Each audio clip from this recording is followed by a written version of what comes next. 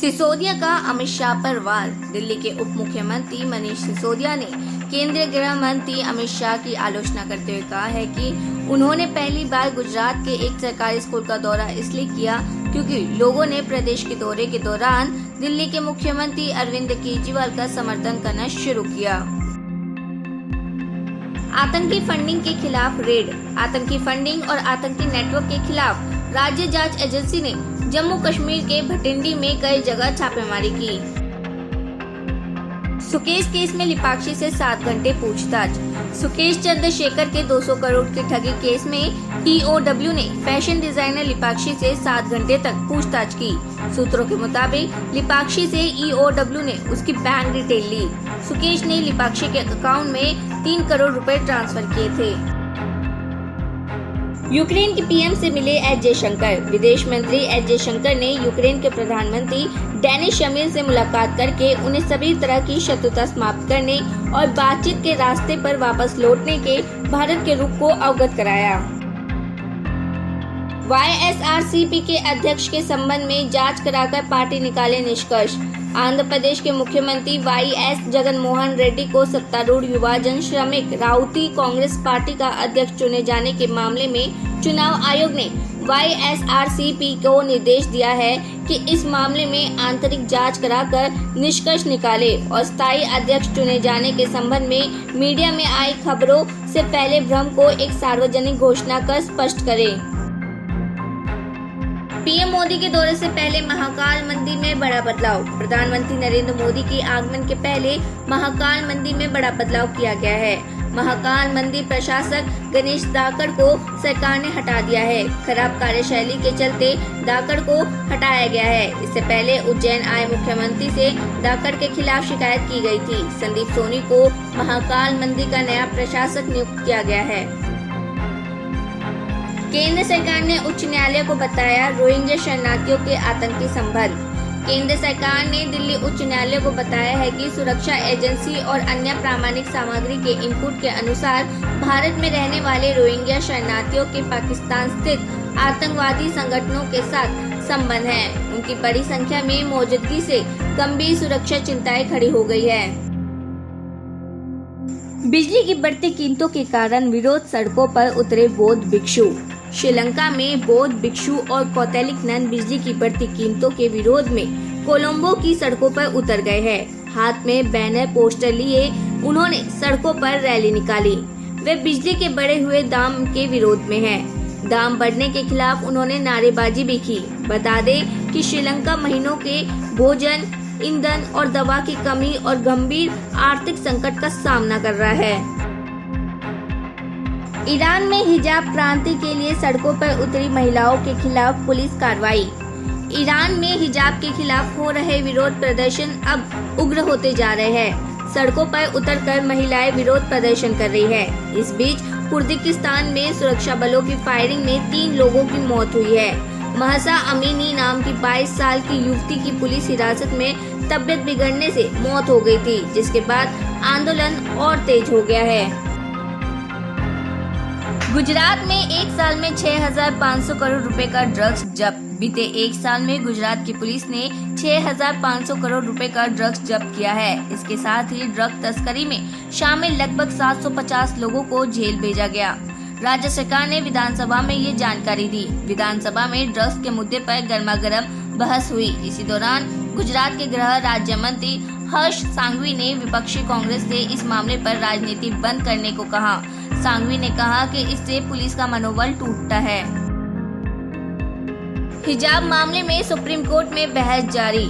Supreme court में कर्नाटक सरकार ने दलील दी है कि हमने किसी धार्मिक पहलू को नहीं छुआ है, सिर्फ कक्षा के भीतर हिजाब पहनने पर प्रतिबंध लगाया है। कक्षा के बाहर यहाँ तक कि संस्थान के परिसर में भी हिजाब पहनने पर कोई रोक टोक नहीं है।